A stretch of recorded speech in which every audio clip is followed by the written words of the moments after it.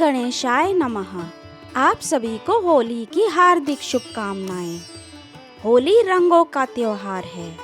ये फाल्गुन माह की पूर्णिमा के दिन मनाया जाता है। इसे बच्चे बूढ़े नर नारी सभी बड़े उत्साह के साथ मनाते हैं। इस दिन सायंकाल के बाद भद्रा रहित लग्न में होलिका का दहन किया जाता है। ऐसी मान्यता है कि भद्रा नक्षत्र में होलिका जलाने से अशुभ परिणाम सामने आते हैं। देश में विद्रोह, अराजकता आदि का माहौल बन जाता है। आइए जानते हैं होली की पूजन विधि। इस अवसर पर लकड़ियां और घास फूस का ढेर लगाकर गोबर की बार कुलियां बनाकर होलिका पूजन करके उसमें आग लगाई जाती है। प्रतिपदा चतुर्दशी, भद्रा तथा दिन में होलिका दहन का विधान नहीं है। होलिका दहन के पश्चात होली भस्म शरीर पर धारण करते हैं।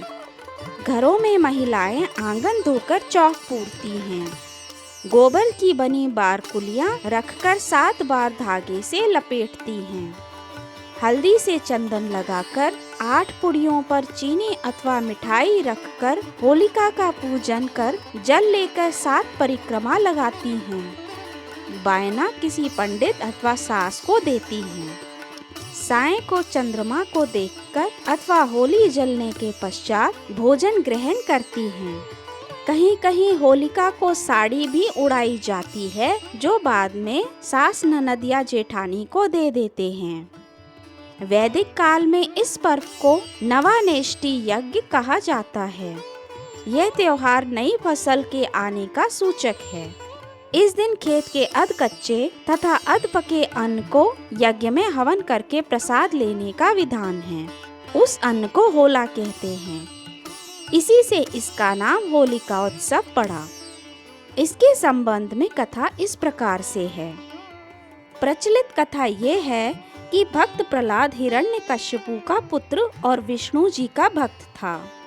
हिरण्यकश्यपु प्रहलाद को विष्णु पूजन से मना करता था। उसके विष्णु भक्ति न छोड़ने पर राक्षस राज हिरण्यकश्यपु ने प्रहलाद को मारने के लिए अनेक जतन किए, पर उसका बाल भी बांका नहीं हो पाया। हिरण्यकश्यपु की बहन होलिका को अग्नि में न जलने का वरदान प्राप्त था।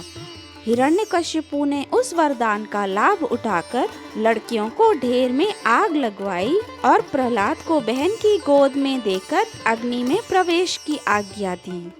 होलिका ने वैसा ही किया। दैव योग से प्रहलाद तो बच गया, पर होलिका जलकर भस्म हो गई। अतः भक्त प्रहलाद की स्मृति तथा असुरों के नष्ट होने की खुशी में इस पर्व को मनाते हैं। ऐसा माना जाता है कि 28 किलकारियों तथा मंत्रोच्चारण से पाप आत्मा राक्षसों का नाश हो जाता है। इसलिए होलिका दहन के समय ऊंचे स्वर में मंत्रोच्चारण किया जाता है। बच्चे बूढ़े सभी 28 व किलकारियां मारकर होलिका के चारों ओर झूम झूम कर नृत्य करते हैं। होलिका दहन से सारे अनिष्ट दूर हो जाते हैं। होलिका दहन के पश्चात लोग एक दूसरे के गले मिलते हैं, छोटे बड़ों के पैर छूकर आशीर्वाद लेते हैं और उसके अगले दिन रंगों की होली खेलते हैं। एक दूसरे को जलपान कराते हैं और इस अवसर पर गुजिया व चाट अवश्य बनाई जाती है। होली प्रमुखतः आनंद और उल्लास का पर्व है। इस अवसर पर अबीर, गुलाल तथा सुंदर रंगों से होली खेली जाती है। होली का पर्व सद्मिलन, मित्रता और एकता का पर्व है। इस दिन द्वेष भाव त्याग कर सबसे सप्रेम मिलना चाहिए। ये थी होलिका उत्सव की प्रचलित कथा। धन्यवाद।